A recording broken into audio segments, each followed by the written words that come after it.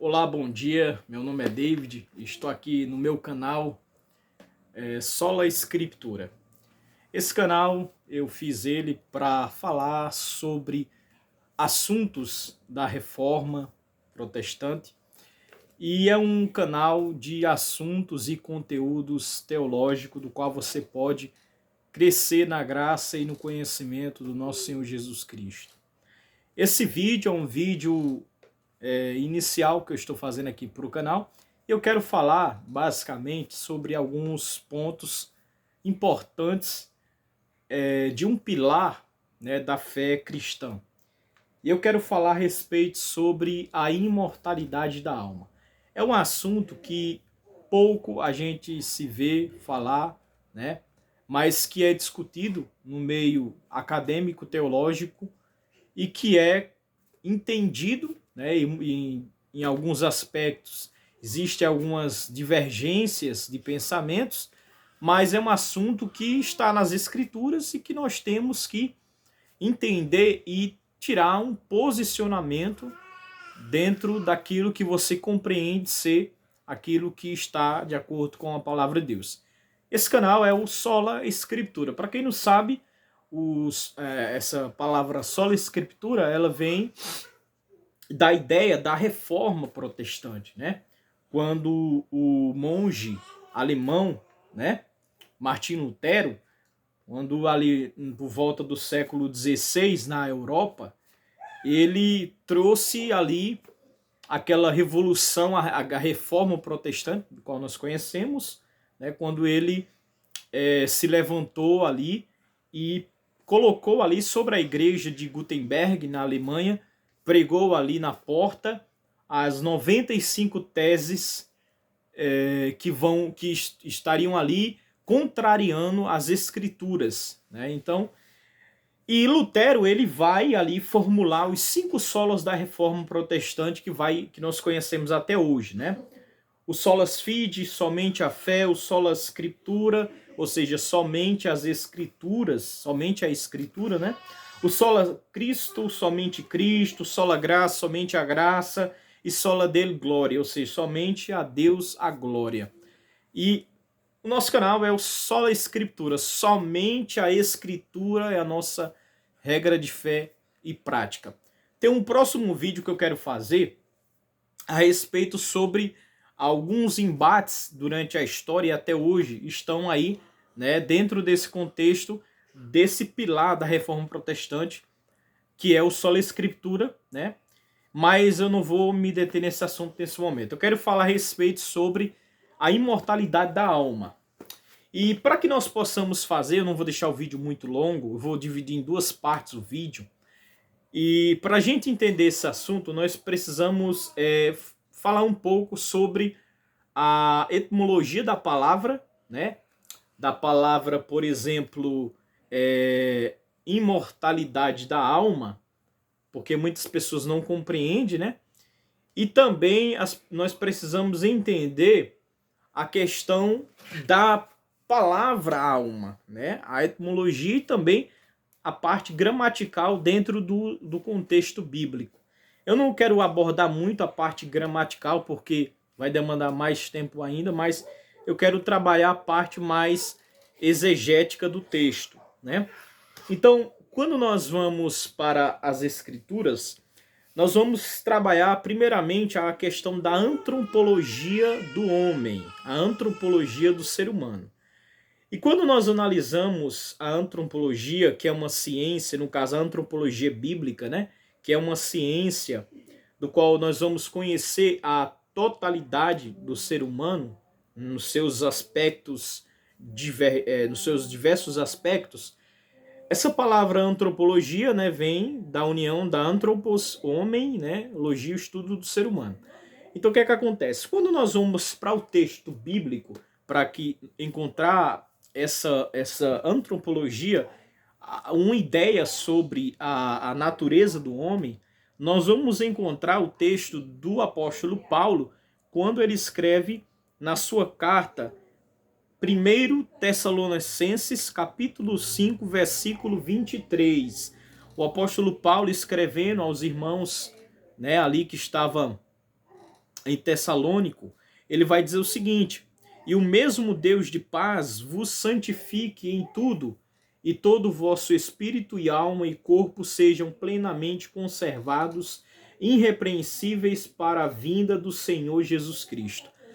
Nesse texto nós percebemos que o apóstolo Paulo ele vai trazer aqui que a ideia de que Deus nos santifica em tudo, em todo o nosso corpo, alma e espírito. Então nós percebemos aqui Paulo fazendo essa divisão da antropologia do ser humano, né? A composição do ser humano. Então o ser humano, Paulo vai citar aqui que Deus ele nos santifica em tudo, ou seja, em todos os aspectos da antropologia do ser humano, do ser do ser humano, todo o vosso alma, corpo, alma e espírito. Então, de acordo com a Bíblia, nós vamos conhecer a antropologia, né, mostrando essas três dimensões do ser humano, corpo, alma e espírito. Quando nós vamos, por exemplo, para outro texto que está no livro de Hebreus, nós vamos perceber que a palavra, o corpo, é o mais simples de conhecermos e de entendermos. O corpo é o que está descrito lá no início, no livro de Gênesis. Nós podemos ver aqui o corpo, a alma e o espírito é o que vai ser mais complicado de se entender dentro do assunto da antropologia bíblica, né? Mas, por exemplo, quando nós vamos aqui para o capítulo 2, capítulo 1 de Gênesis, e o versículo 27, diz o seguinte: criou Deus o homem à sua imagem, a imagem de Deus o criou, macho e fêmea os criou. Então, do pó da terra, capítulo 2, versículo 7, né? Capítulo 2, versículo 7, formou o Senhor Deus o homem do pó da terra e soprou nas narinas o fôlego de vida, o homem passou a ser alma vivente. Então perceba que o ser humano foi feito, né, a matéria, a parte matéria é o corpo, aquilo que é afetado, né, dentro de aspectos físicos desse mundo. Mas a Bíblia vai também nos dizer, essa parte é a parte mais fácil de compreendermos. Mas quando nós vamos para a parte dessa dicotomia de alma e espírito, na verdade, existem algumas divergências que nós encontramos, por exemplo, algumas pessoas que acabam interpretando essa natureza do homem como sendo alma e espírito a mesma coisa. Mas quando nós vamos a um outro texto da Bíblia, na Epístola aos Hebreus, no capítulo 4, versículo 12, nós vamos perceber que diz o texto seguinte: porque a palavra de Deus é viva e eficaz e mais penetrante do que qualquer espada de dois gumes, e penetra até a divisão da alma e do espírito, e juntas e medulas, e é apta para discernir os pensamentos e intenções do coração. Aqui o autor aos Hebreus, ele vai falar aqui no capítulo 4, versículo 12, que a palavra de Deus é viva, e ela é eficaz, e ela é mais penetrante do que qualquer espada de dois gumes. Por quê? Porque ela penetra até a divisão da alma e do espírito.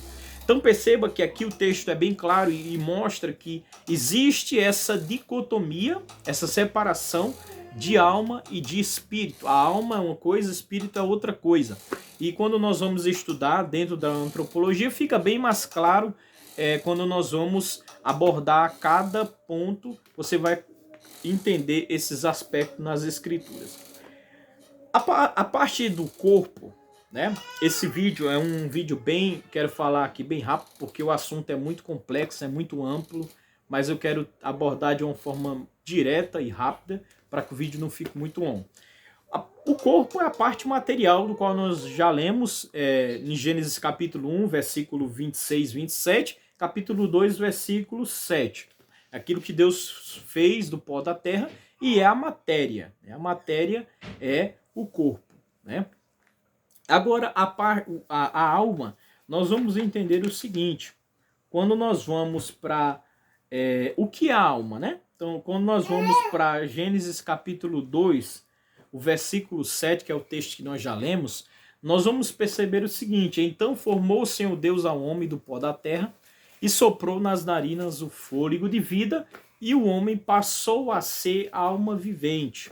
Então perceba que a união do corpo, do pó da terra, mais o fôlego de vida, essa ação vital que vem de Deus, essa ação vital que traz a vida, mais a matéria, que é o pó da terra, o homem passou, através dessa união, a ser uma alma vivente. Ou seja, perceba que essa expressão que vem do hebraico, ela traz alusão a algo muito mais aprofundado do que o texto português vai trazer, porque o texto no português vai dizer: o homem passou a ser alma vivente, ou seja, passou a ser alma para viver, alma vivente, uma alma que existe nesse mundo, né?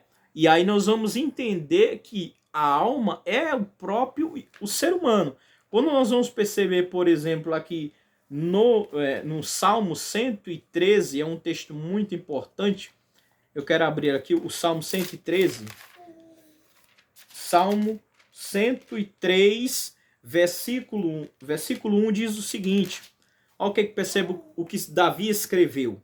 Bendizei a minha alma ao Senhor, e tudo que há no meu íntimo, o meu santo nome. Então perceba que Davi aqui estava dizendo que a alma dele engrandecia ao Senhor, e tudo que há dentro dele bendiga ao Senhor.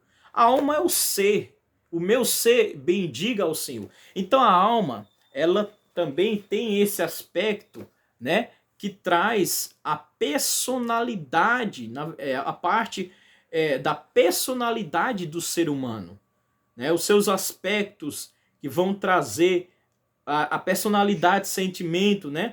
Aquilo que a pessoa pensa, aquilo que a pessoa é, aquilo que faz ela entender as coisas do mundo, né? Nesse mundo material, o sentimento de dor, de choro, de amor, de raiva, de inveja, toda essa percepção traz a essência do ser, a alma do ser humano. Então, nós somos uma alma que diz em Gênesis capítulo 2, versículo 7, o homem passou a ser alma vivente.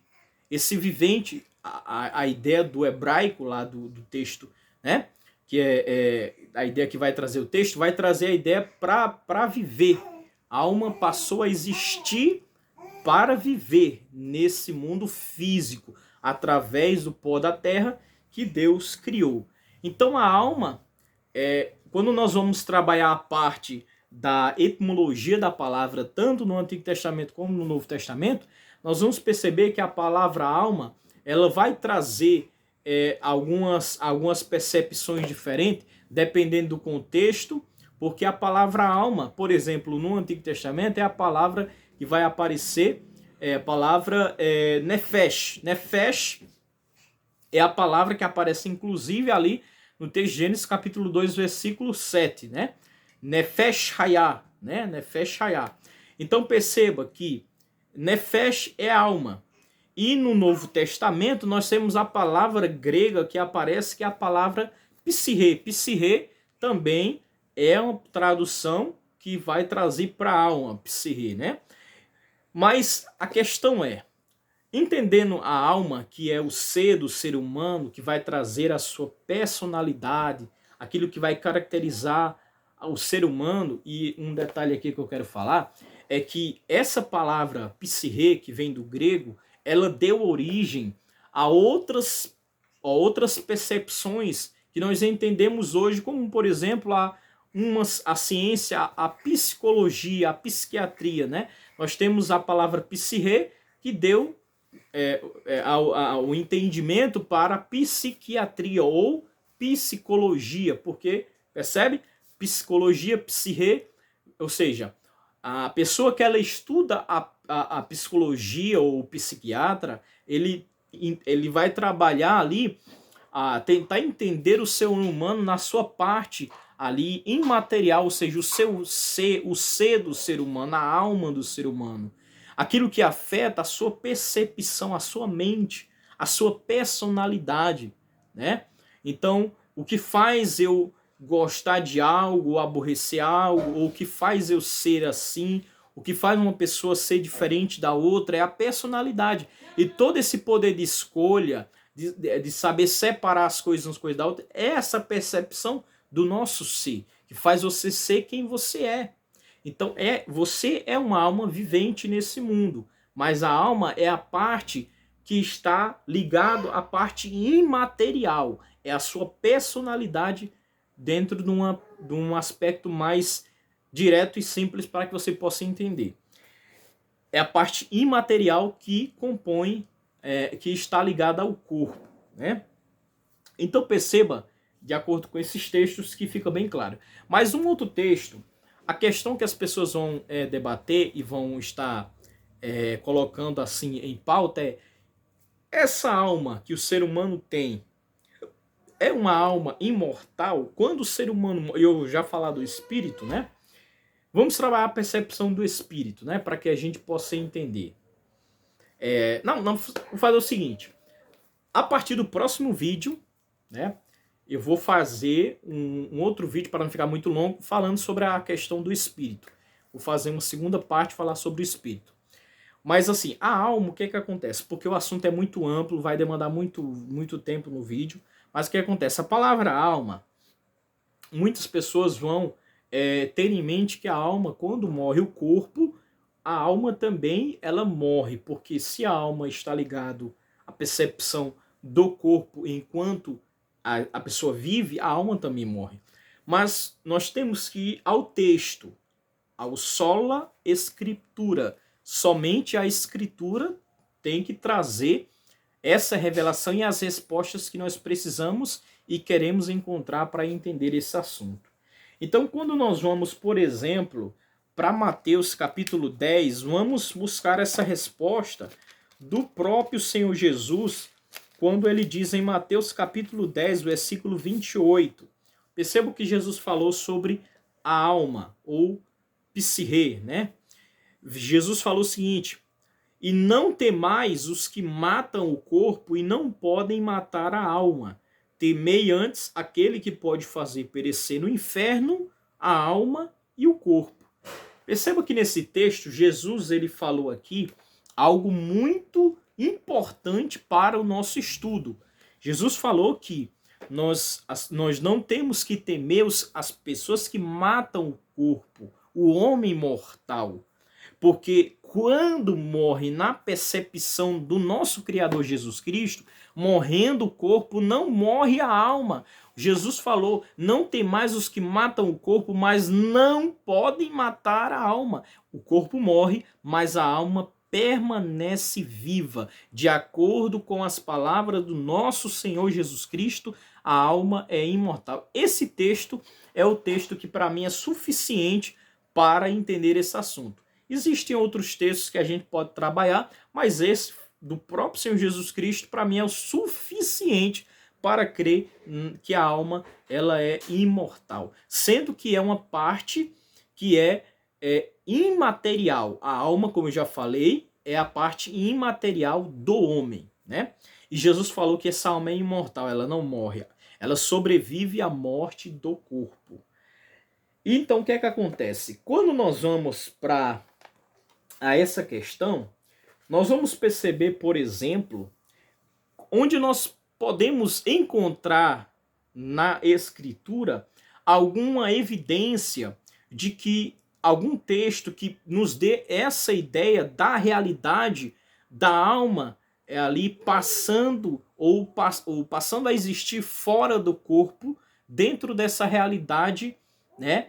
Dentro de uma evidência bíblica. Jesus falou, mas onde nós encontramos alguma situação contextual nas Escrituras? Nós podemos citar diversos textos, posso citar diversos textos, mas um texto que eu quero citar aqui se encontra no livro de Lucas, no capítulo 23, que também é um episódio que aconteceu com o nosso Senhor Jesus Cristo, né?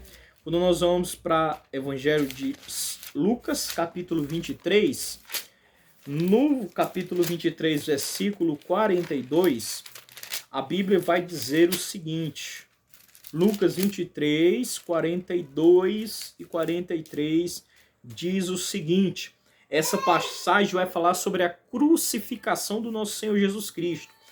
E nós vemos na Bíblia que Jesus foi crucificado ao lado de dois malfeitores, ou dois ladrões, que foram penalizados através da punição ali do Império Romano, né? Então perceba que no versículo 42 diz o seguinte, vou ler o versículo 41 para que a gente possa entender o contexto. Versículo 39, na verdade. E um dos malfeitores que estavam pendurados blasfemava dele, dizendo, se é tu o Cristo, salva-te a ti mesmo e a nós também. Respondendo, porém, o outro, repreendendo, dizendo, tu nem ao menos teme a Deus, estando nós na mesma condenação, e nós, na verdade, com justiça, porque recebemos o que nossos feitos mereciam, mas esse homem mal nenhum fez. E disse a Jesus, perceba a pergunta do ladrão, Senhor, lembra-te de mim quando entrares no teu reino. Versículo 43, e disse-lhe Jesus, em verdade te digo que hoje estarás comigo no paraíso.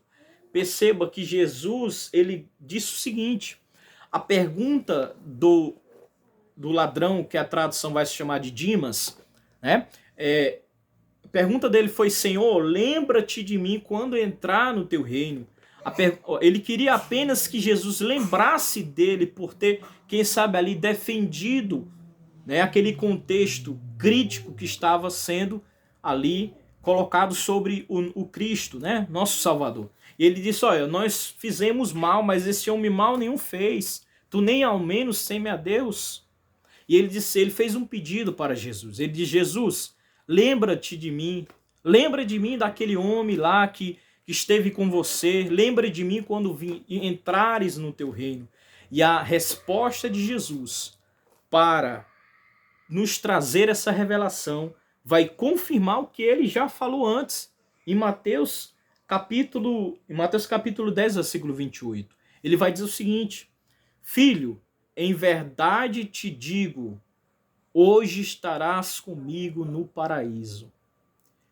Essa expressão, ela joga por terra toda perspectiva mortalista de algumas pessoas que acreditam na mortalidade da alma.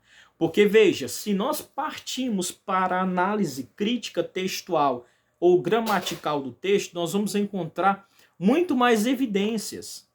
Porque quando existe a parte crítica do texto, né, que vai trazer a ideia, não, mas a vírgula ali teria que colocar no lugar certo para dar a ideia de que estaria no futuro. Mas quando nós vemos, por exemplo, a parte gramatical, não é isso.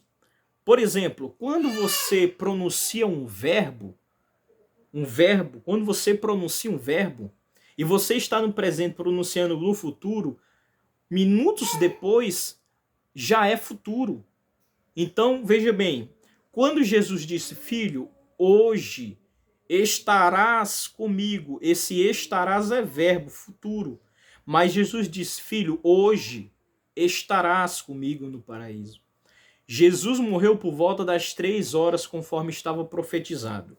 Os ladrões morreram ali por volta das 6 horas, porque Jesus morreu numa sexta-feira, e a partir do pôr do sol não poderia ser deixado os corpos dos ladrões ali, eles teriam que ser mortos, quebrados as pernas, né? Para que os corpos não pudessem ficar ali expostos na cruz, na entrada do sábado. Então perceba que quando Jesus disse, Jesus morreu por volta das 3 horas, filho, hoje estarás comigo. Jesus morreu, horas depois, esse estarás não é no futuro, quando Jesus voltar, mas é hoje. Hoje é hoje. Horas depois, Jesus morreu por volta das 3 horas, e ele disse, estarás comigo no mesmo dia no paraíso. Então essa análise gramatical do texto é uma parte fundamental para que você entenda que essa análise crítica dos críticos que trazem a ideia de que a vírgula, o hoje, o estarás era futuro, não tem nada que a ver com a parte gramatical do texto. Então perceba que se Jesus estava morto, morreu, na sexta-feira, né? E o ladrão morreu também ali naquele mesmo dia. Horas depois, no mesmo dia, se ele disse, estarás comigo no paraíso, hoje você estarás comigo no paraíso, se o corpo estava lá na terra, o que foi para o paraíso? Né? E aí você percebe essa ideia de que essa parte imaterial é a parte que ela existe conforme Mateus capítulo 10, versículo 28, palavra do nosso Senhor Jesus. Jesus falou, o corpo dele morreu, mas a alma dele permaneceu viva. Até porque Jesus não morre. Deus não pode morrer, Deus é imortal. Como que a natureza, claro, de Jesus, o verbo se fez carne e habitou entre nós. Mas perceba que, até porque Deus não pode morrer. E também ele, apontando para a natureza da antropologia do ser humano, ele mostrou que, morrendo o corpo, a alma permanece viva, e foi a alma que Jesus levou daquele ladrão para o paraíso. Não foi para o céu, foi para o paraíso. É uma outra questão que a gente pode fazer um outro vídeo sobre essa questão, sobre o céu e paraíso, o que é a mesma coisa, mas eu não quero entrar nesses detalhes. Mas quando nós vamos, então deixa bem claro, né, essa passagem muito clara a respeito sobre esse aspecto. Nós podemos abordar Lucas capítulo 16, versículo 22, a parábola que Jesus falou sobre o rico e Lázaro, né, onde ele garantiu ali, após a morte de Lázaro, né, o mendigo foi levado para o seio de Abraão, né, a sua alma, após a morte, foi levada pelos anjos ao seio de Abraão. Nós vemos também, por exemplo, quando nós lemos no Lucas capítulo 20, versículo 38, é um texto muito importante para a nossa reflexão, Lucas 20, versículo 38, que diz o seguinte, perceba, ora, Deus não é Deus de mortos, mas de vivos, porque para ele todos vivem. Deus não é Deus de mortos, porque para ele todos estão vivendo, ou todos vivem. Então, é muito claro esse texto. E também uma evidência. Nós vamos, por exemplo, em Apocalipse capítulo 6, versículo 9 ao 11 especificamente, aquela visão, aquela visão escatológica do apóstolo João, quando ele vê aquele período o período da grande tribulação que vai acontecer, quando ele vê as almas dos que foram decapitados por causa da palavra de Deus e por causa da pregação.